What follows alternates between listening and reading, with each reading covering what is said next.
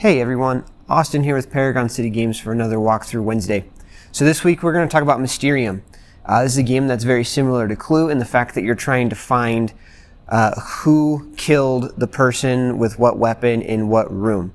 Now the whole idea of this game is that you are a psychic who has had a premonition on Halloween from a ghost trying to tell you who their killer is. Now there's going to be multiple psychics in the house at the same time trying to get a reading on what the ghost is saying, and everyone's going to get a different vision. But in the end, everyone's going to try to come together and find out who the killer is. Now, this is the type of game that is, it's a cooperative game where basically everyone wins or no one wins. So let's quickly go over what all of this is. This is what your typical setup is going to look like. You're going to have a screen that the ghost is going to have all of your visions set up on the backside so that way they can help give you your visions.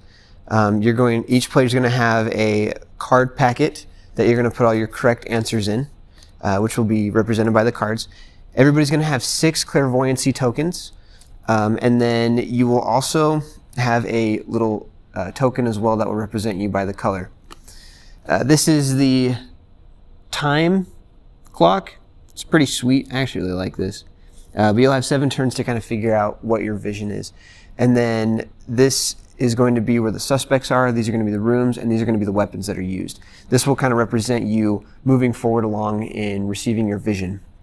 Like I said before, everyone's going to receive a different vision, and then you'll come together at the end of the game to guess on the correct vision, who killed the person in what room and using what weapon. So the way you're going to start off the game is you're going to pick from these 3 different decks. There's going to be a suspect deck, a location deck, and a weapons deck. You're going to shuffle them up upside down so nobody can see what they are. The psychics are each going to pick a card, and then they're going to give it to the ghost, and the ghost is going to put it back behind the screen. You're going to do the same thing with the locations and with the weapons, and that's how the ghost is going to know what your specific vision is. Everybody's going to start off on this side. So you're going to first be guessing the suspects, and then the location, and then the weapon.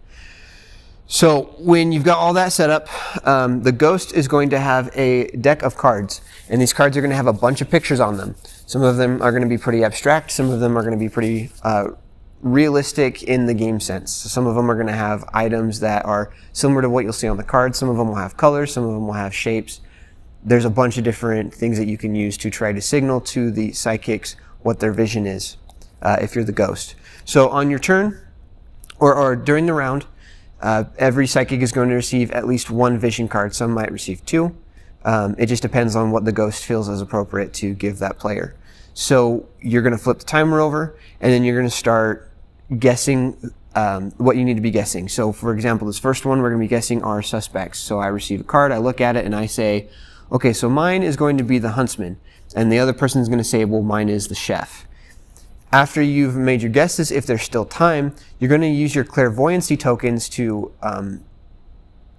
basically give your opinion on if you think they're correct or not. So I'm going to put a checkmark clairvoyancy token, which means that I agree with that guess on mine, because obviously I agree that mine is going to be correct. And after talking with the purple person, I actually decide that they are incorrect. So I'm going to take an X, and I'm going to put it down on theirs. And they're going to do the same for me. They're going to tell me if they think mine is correct or incorrect. When the timer runs out, the ghost is going to reveal if they were correct or not. So let's say, for example, that I was correct.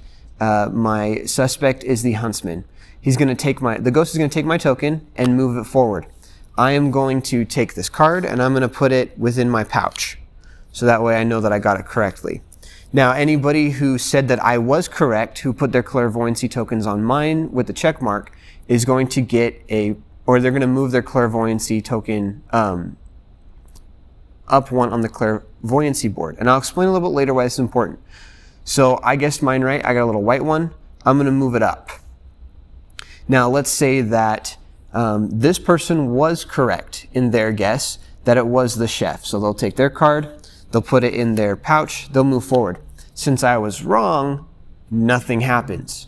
I disagreed with them and I was wrong. I don't get an extra point for this on the clairvoyancy board. But if I was right, I would move up 2 spots. And if they had guessed they were right, they would move up 1 as well. So now we're done with the suspects. We'll move on to the rooms. You're going to do the exact same thing for every stage of this game. you're going to be trying to guess the correct one for you, and you're also going to try to help the other psychics guess the correct vision for themselves. Now let's say we have all guessed correctly at the end of the game, and we have all the correct items and all the correct places and the correct rooms and the correct places.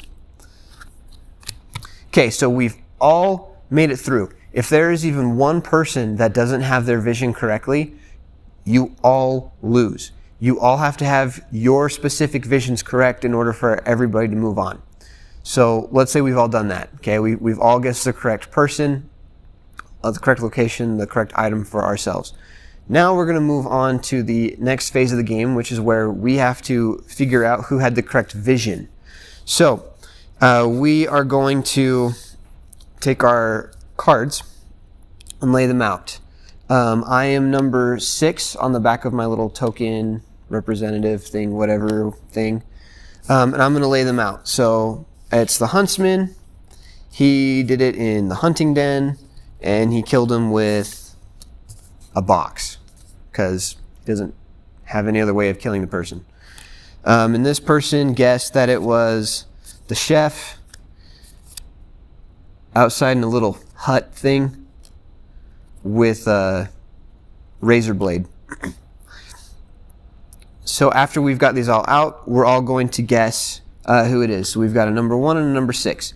The ghost will take one of these little circular tokens, and on the back of it has numbers. So they'll have the correct answer. So let's say the correct answer is number 1. They're going to take this and they're going to put it face down in the middle of the clairvoyancy board. So that way the correct answer is out there, but nobody knows who it is. Now what we're going to do is we're going to check where our token is on the clairvoyancy card. So there is a low section, an intermediate, and a more advanced section. So at the end of the game, there will be 3 cards that will be revealed. If you're on the lower one, you will only be able to look at one of these. So they'll flip one over. You now have to make a guess with who you think did it. Was it number 1 or number 6?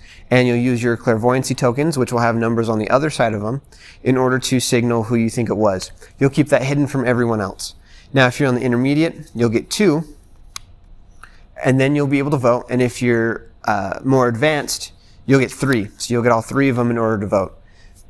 Now, after everybody has figured out who they're going to vote for, and after they've secretly put it in, you're going to reveal who you voted for. Whoever has the most votes, or whichever group of cards has the most votes, is going to be the one the group votes for. So let's say there were 3 votes for this guy and 2 votes for this guy. It's going to be a little different if you're playing with more, but let's say there's 3 and 2. This one is the one you voted for. If this is the correct one, you've all won. If this is not the correct one, or if this is the correct one, then you've all lost because the majority guessed wrong. If there's a tie, it goes to the person who's highest on the clairvoyancy board, and if that's still tied, then it goes to whoever the oldest player is. At the end of the game, if the majority or the tiebreaker voted for the correct one, you have all won, and if not, then you've all lost. So that's how you play Mysterium. We highly recommend this game. It's one of our more popular sellers. You can play it with 2 to 7 players. We recommend people who are 10 and up play this. Usually takes anywhere from 30 to 45 minutes to play this. If you have any questions, let us know at 801 Paragon, or feel free to message us at Paragon City Games on Facebook. Thanks, and we will see you next week.